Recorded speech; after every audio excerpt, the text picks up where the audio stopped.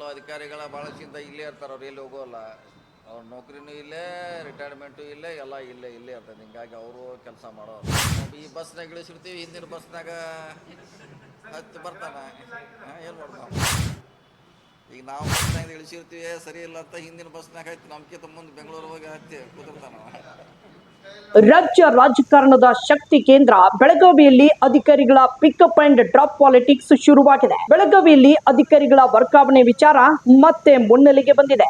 ಬೆಳಗಾವಿ ನಗರದಲ್ಲಿ ಬೀದಿ ನಾಯಿಗಳ ಹಾವಳಿ ವಿಚಾರವಾಗಿ ಮಹಾನಗರ ಪಾಲಿಕೆ ಅಧಿಕಾರಿಗಳು ಯಾವುದೇ ಕ್ರಮ ಕೈಗೊಳ್ಳುತ್ತಿಲ್ಲ ಎಂಬ ಮಾಧ್ಯಮಗಳ ಪ್ರಶ್ನೆಗೆ ಉತ್ತರಿಸಿರುವ ಬೆಳಗಾವಿ ಜಿಲ್ಲಾ ಉಸ್ತುವಾರಿ ಸಚಿವ ಸತೀಶ್ ಜಾರಕಿಹೊಳಿ ಅವರು ಮಹಾನಗರ ಪಾಲಿಕೆ ಅಧಿಕಾರಿಗಳ ನಡೆಗೆ ಅಸಮಾಧಾನ ವ್ಯಕ್ತಪಡಿಸಿದ್ದಾರೆ.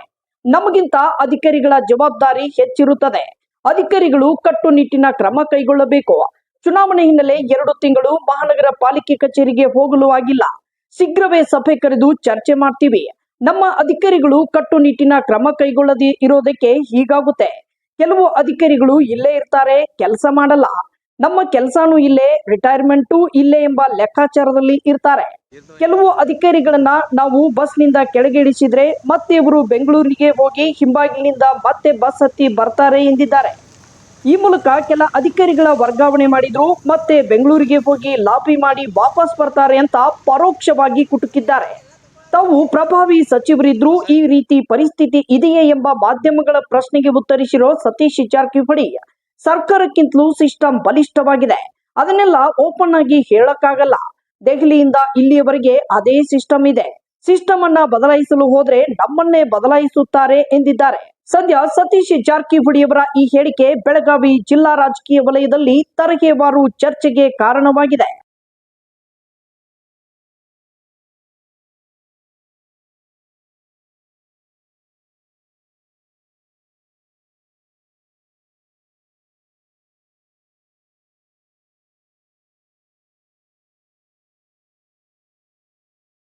ಚುನಾವಣೆಯಿಂದ ಸುಮಾರು 2 ತಿಂಗಳಾಯಿತು, ಕಾರ್ಪೊರೇಷನ್ಗೆ ನಾವು ಹೋಗಿಲ್ಲ. ಈಗ ಅನುಮತಿ ಕೊಟ್ಟಿದ್ದಾರೆ ಈಗ ಕೆಲವು ಮೀಟಿಂಗ್ ಮಾಡಲಿಕ್ಕೆ ಚುನಾವಣೆ ಆಯೋಗ. ಸೊ ಅವ್ರಿಗೆ ಒಂದು ಸಭೆ ಮಾಡ್ತೀವಿ, ಎಲ್ಲರನ್ನೂ ಕಾರ್ಪೊರೇಟ್ರನ್ನ ಕರೆದು ಮೇಯರ್ ಅವರು ನಾವು ನೀವು ಹೇಳಿದ ಬಗ್ಗೆ ಚಿಂತನೆ ಮಾಡ್ತೀವಿ. ವಿಶೇಷವಾಗಿ ನಾಯಿ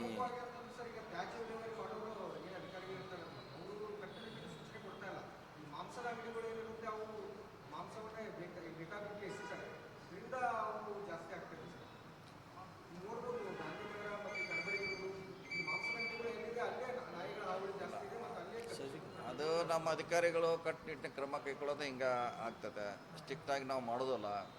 ಸರ್ಕಾರ ಜವಾಬ್ದಾರಿ ಅಷ್ಟೇ ಇದೆ, ಅಧಿಕಾರಿಗಳ ಜವಾಬ್ದಾರಿ ಅಷ್ಟೇ ಇದೆ, ಸಾರ್ವಜನಿಕ ಜವಾಬ್ದಾರಿ ಅಷ್ಟೇ ಇದೆ. ಎಲ್ಲರೂ ನಮ್ದೇನಲ್ಲ ಅಲ್ಲಿ ಹೋಗಿದ್ದಾರೆ, ನಮ್ದೇನು ಸಂಬಂಧ, ಅವ್ರ ಮನೆ ಮುಂದೆ ಹೋಗಿದ್ದಾರೆ ಅನ್ನೋದು ಮನಸ್ಥಿತಿ ನಮ್ಮದು. ನಮ್ಮ ಮನೆ ಅಸ್ತೊಚ್ಚಿದ್ರೆ ಸಾಕೊಂಡು ಭಾವನೆಯಲ್ಲಿ ನಾವಿರ್ತೀವಿ. ಈಗ ಇವೆಲ್ಲ ಆಗ್ತಾವ. ನೀವು ಹೇಳ್ದಂಗೆ ಅದಕ್ಕೆ ನಾವೆಲ್ಲ ಬೇರೆ ಬೇರೆ ಕಡೆ ಟ್ರೈನಿಂಗ್ ಕಳಿಸ್ಬೇಕಂತ, ಬೇರೆ ದೇಶಗಳಿಗೆ ಅಲ್ಲಿ ಇಲ್ಲಿ ನಮ್ಮ ಪೊಲ್ಯೂಷನ್ ಅಧಿಕಾರಿಗಳನ್ನು, ಹೆಲ್ತ್ ಡಿಪಾರ್ಟ್ಮೆಂಟ್ಗಳನ್ನು ಕಳಿಸಿ ತೋರಿಸ್ಬೇಕು. ಒಂದು ಸಾರಿ ಏನು ಮಾಡೋದ, ಅವ್ರು ಇಲ್ಲಿ ಇದಕ್ಕೆ ಸೆಟ್ ಆಗಿರ್ತಾರೆ ಅವ್ರ.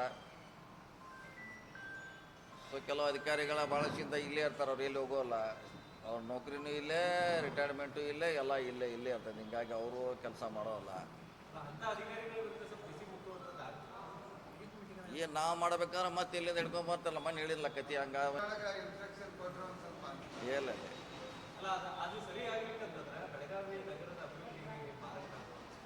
ಅದನ್ನ ಜಾಯಿಂಟ್ ಜವಾಬ್ದಾರಿ ಇದೆಯಲ್ಲ, ಒಬ್ಬರದೇ ಇಲ್ಲ. ಸರ್ಕಾರ ಅಂದರೆ ಸರ್ಕಾರ, ಸಾರ್ವಜನಿಕರು, ಅಧಿಕಾರಿಗಳ ಕೂಡಿ ಕೆಲಸ ಮಾಡಿದಾಗ ಇದು ಏನಾರ ಸರಿ ಆಗ್ತದೆ. ಒಬ್ಬರ ಮಾಡೋಕ್ಕೆ ಅಸಾಧ್ಯ ಅದು.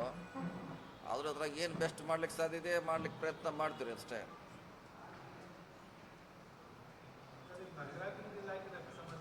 ಯಾವುದ್ರೆ ಏನದ ಹಂಗೇನು ಯಾರು ಶಾಸಕರು ಬಂದ್ರು ಅವ್ರೇನು ಕೆಲವ್ರು ಕೇಳೋಲ್ಲ. ಯಾವ ಶಾಸಕರಿದ್ರು ಅವ್ರು ನಡ್ಸೋರ, ನಮ್ಗಿಂತ ಪವರ್ಫುಲ್ ಇರ್ತಾರ ಅವ್ರು. ಯಾವ ಸರ್ಕಾರ ಬಂದ್ರು ಹಂಗೆ ಇರ್ತಾರವ್ರ, ಯಾವ ಮಂತ್ರಿ ಬಂದ್ರು ಹಂಗೆ ಇರ್ತಾರ.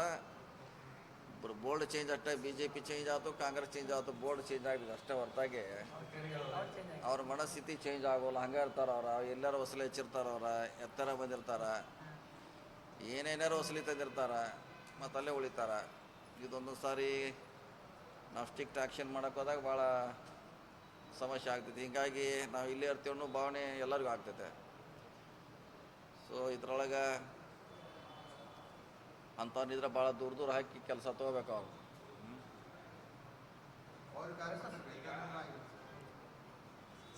ಪಾಪ ಬೆಳಿಗ್ಗೆ ಬೆಳಗಿನ ಜಾವ 3 ಗಂಟೆ 4 ಗಂಟೆಗೆ ಅದು ಎಲ್ಲ ಸ್ವಚ್ಛ ಮಾಡ್ತಾವೆ. ಅಂಥವ್ರದ ಪಗಾರ ಇಟ್ಕೊಂಡು ಕುಂತಾರೆ. ಇದುವರೆಗೆ ಪೌರ ಕಾರ್ಮಿಕರ ವೇತನನೂ ಕೂಡ ಆಗಿದೆ.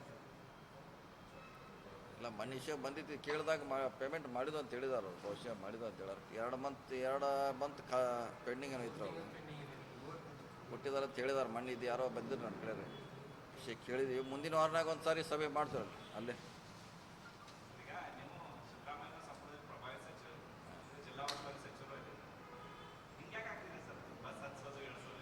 ಅದು ಈಗ ಇವತ್ತಿಂದ ಅಲ್ಲ, ಸಿಸ್ಟಮ್ ಹಂಗಿದೆ. ಸಿಸ್ಟಮ್ ನಮ್ಗಿಂತ ಸ್ಟ್ರಾಂಗ್ ಇದೆ, ಸರ್ಕಾರಕ್ಕಿಂತಲೂ ಸಿಸ್ಟಮ್ ಸ್ಟ್ರಾಂಗ್ ಇದೆ.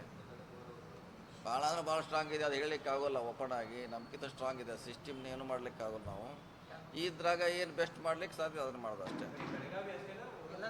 ಎಲ್ಲ ಇಡೀ ದೇಶದ ದಿಲ್ಲಿಯಿಂದ ಹಿಡಿದು ಎಲ್ಲ ಹೇಳತ್ತೀನಿ ನಾನು, ದಿಲ್ಲಿಯಿಂದ ಹಿಡಿದು ಇಲ್ಲಿವರೆಗೆ ಹೇಳ್ತೀನಿ. ಶಕ್ತಿ ಪ್ರೋಗ್ರಾಮ್ ಇಲ್ಲಿಂದ ಹಿಡಿದ ದಿಲ್ಲಿವರೆಗೆ ಏನೇ ಮಾಡೋದು, ಏನೋ ಸಿಸ್ಟಮ್ ಚೇಂಜ್ ಮಾಡೋಕೆ ನಮ್ಮನ್ನು ಚೇಂಜ್ ಮಾಡ್ತಾರ ಅವ್ರ.